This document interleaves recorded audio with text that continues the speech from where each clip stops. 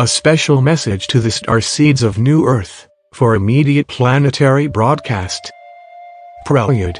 The following information is derived from direct, decoded etheric transmissions from benevolent light forces docked in Earth's solar system, and some of the data comes directly from certain Inside Earth Alliance members known as the White Hats. On December 21, 2020, a magnificent celestial stargate will open in the heavens, which marks the dawn of the new age of Aquarius and the first day of the Satyuga of central sunlight. At 11:11 Amutk on the winter solstice, the long-awaited new era of light will finally dawn and the new 5D Earth will be born on Earth. A 20-year Jupiter-Saturn great conjunction that falls on the most significant solar day of the year, the December solstice. At that moment on Earth's gamma timeline, powerful streams of super high-frequency central sun energy will begin flowing into Earth's atmosphere. This light has not been present on Earth since the days of Atlantis, and advanced science shows that 40 Hz frequency, 5D, gamma light will instantly recode to a more complex order. The cosmic gates will be fully opened on 12, 21, 20 and the most powerful, unstoppable and blinding stream of 40 Hz gamma light in history will blast through the heavens and flow into the planet, upgrading all sentient life in Earth's solar system to a more divine order. Every grand ancient stone temple and observatory on planet Earth was designed to track this divine light as it moved through the heavens. You will be the first beings to witness it with your own eyes. This is why you are here, now. If you have inner eyes to see Great One, you can see the grand ascension of humanity is now imminent on every front, and something really big is about to happen on planet Earth. Humanity is about to experience an evolutionary quantum leap in consciousness, and we can tell you that every being from every corner of the universe is here for a front row seat to witness the grand ascension of humankind.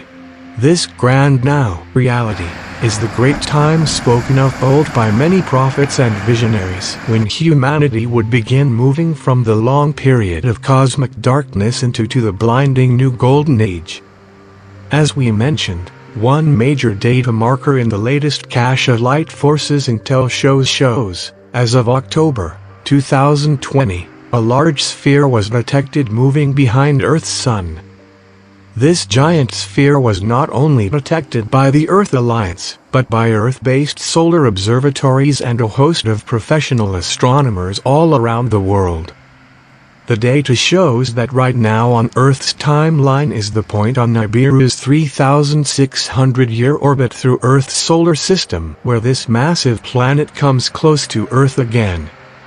This is just perfect galactic timing in all that is happening on Earth right now, because it all began with the Annunaki and Nibiru, and this is how the story ends. The Pleiadians often tell stories in our channels to activate your DNA, and we tell you this is the greatest story of all. Prelude to the next section. Some of the teachings about the Annunaki may seem to challenge old third belief systems. However, if one looks a bit closer, they will see this hidden information actually fills in 100% of the missing data that has been kept from humanity. Remember, light is information and darkness is simply the lack of information. We ask you to keep an open mind and do your own in-depth research on this topic. This story is not a made-up myth, but is the actual prehistorical account of what took place in Earth's past.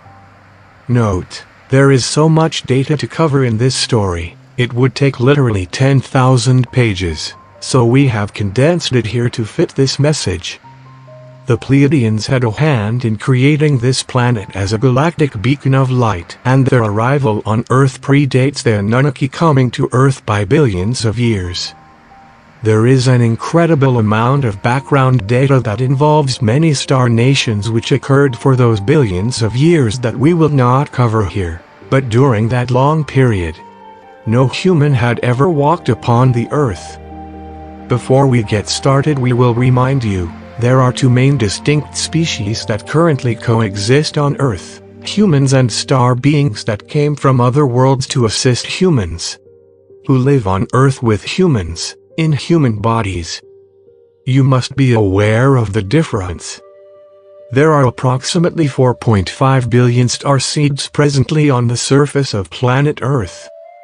Here is the true story of the history of humanity, told in Annunaki Enki's own words, as recorded in the Sumerian tablets. Approximately 432,000 BC, from their home planet called Nibiru, the Anunnaki came to Earth, through the asteroid belt, in great spacecraft to search for gold to repair a breach in their planet's atmosphere. The plan by Nibiru scientists and the High Council was to spray crushed white powdered monatomic gold into Nibiru's atmosphere to create a metallic shield around their planet to deflect the harsh rays and heat of their solar star. It must be noted that the Anunnaki was much more technically advanced at that time than modern humanity is today and could achieve technical feats with ease that seem impossible on Earth. Even today, the Anunnaki were giant beings. Some were 30 feet tall. These are the giants, the Nephilim and the Watchers spoken of old. These are all the same beings. The Anunnaki are an advanced, strong, commanding and dominating race of beings that called themselves gods. Their subjects call them gods. They could do things that seemed like they were gods. But this title was simply given to themselves, by themselves. These beings are both reptilian and human, however they were beautiful in appearance. There is interestingly a direct connection between the Anunnaki and Sophia archons that we will discuss in another writing. All the stories in the Hebrew Old Testament are the accounts of these beings. However, there are major, intentful mistranslations in the Hebrew writings, and the majority of the stories are missing from the Bible. One of the most glaring mistranslations is the word God in the Hebrew Bible. The actual word is Elohim, which means plural gods, not one God, so right off the bat we have a problem. You ever hear this? Come, let us create man in our image. Who is us and our? There are three primary Anunnaki figures we will mention here: Anu and his two sons, Enki and Enlil. These are the plural gods spoken of the Hebrew Bible. At different points in the Bible, the word God is referring to one or more of these, and in some cases, their immediate sons, such as Marduk, the son of Enki. It seems that brother Enlil was a very dominant controller, but Enki had a more compassionate and caring nature.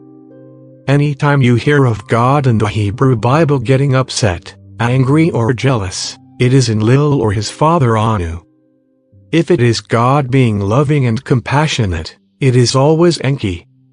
This is why in one breath the God in the Hebrew Bible says, "I love you more than anything in the universe," but in the next breath he says, "However, if you screw up, sin, I will burn and torture you forever and ever." That is why it doesn't make any logical sense.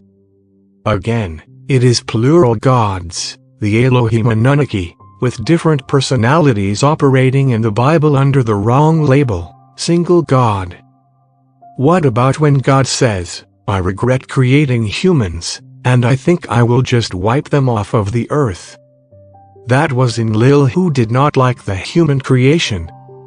The first Anunnaki visitor from Nibiru landed on Earth, in a grand spacecraft, splashing down in one of Earth's seas, and waded ashore in an eagle's bird helmet for breathing air, and a fish's suit for protection from the sea and from a possible harsh atmosphere.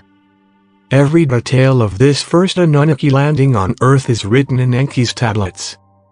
There were no human-like beings present when he looked around on Earth.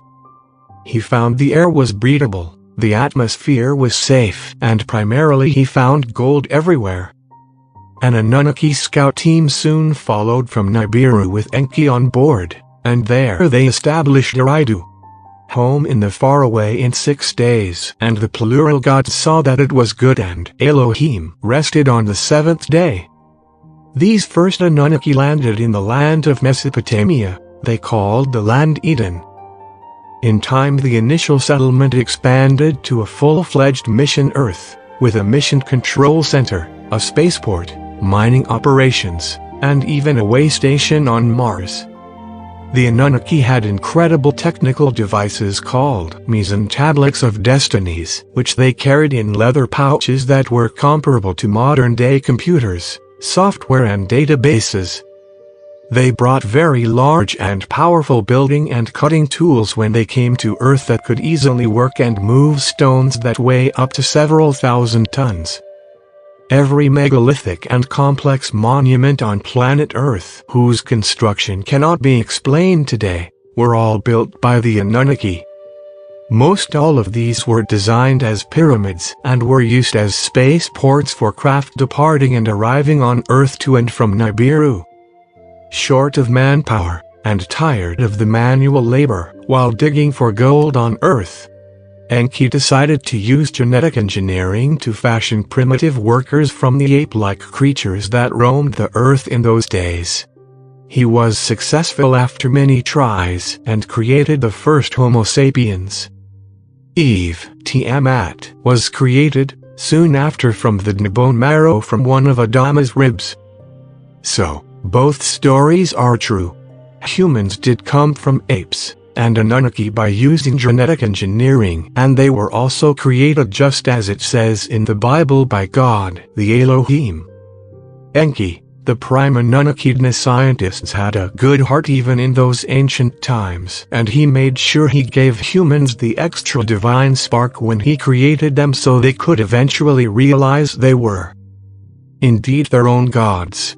He was the being in Eden who gave mankind higher knowledge. His angry brother Enlil, of course, did not like this and expelled them from the Garden of Paradise. The Great Flood in the Bible was a natural cataclysm. However, the Anunnaki allowed it to happen to clear the earth of all human creations at that time, because they were seen as troublesome for the Anus. Enki saved one man and his family from this global deluge by telling him in secret to build a giant boat and to save some animals. You know the story of Noah. The Anus nuked Mount Sinai in their own family dispute and destroyed the land and the people in those areas, and that is the story of Sodom and Gomorrah. The Anunnaki gave humanity all the magnificent things they possess today, but they also set up a framework and a system of running this world that is still 100% in use today. The divine right of kings to rule and the idea that some beings are able to own other beings is one tragic thing given to the people of Earth. The entire commercial matrix system and all of its controls and oppressions were given to mankind by the Anunnaki. The Anunnaki came here and enslaved this realm and have still been in control of this world, but only until very recently. The Pleiadians have been working to assist humanity to evolve beyond where the Anunnaki programmed them to be for the last 350,000 years. The Draco forces that were just defeated by light forces were the last controlling group left behind on Earth by the Anunnaki. Their controlling factions have all been disabled, and believe us, they are not proud of what they did here, and there is an evolved part of the Anunnaki that now causes them to both want and have to try to undo the harmful damage they have done on Earth.